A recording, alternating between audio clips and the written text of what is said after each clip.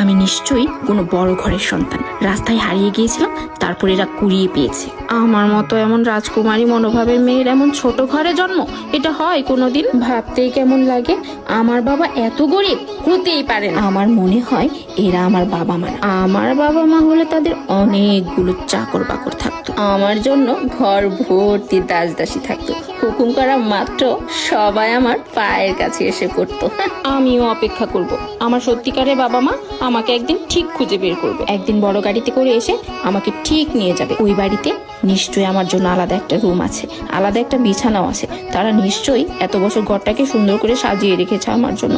কতদিন তারা আমাকে দেখে না। আমি গিয়ে যাওয়া মাত্রই সবকিছু আমার হাতের কাছে চলে আসবে। যা চাইবো তাই পাবো। আচ্ছা, আমি কি কোনো রাজার ঘরের মেয়ে? এখানে অনেকগুলো দাস দাসী আছে। আমার মনে হয় ওরা নিশ্চয়ই আমার জন্য কোনো রাজকুমার দেখে রেখেছে। আচ্ছা, রাজকুমারও কি আমাকে নিতে আসবে সিনেমার মধ্যে যে আসে?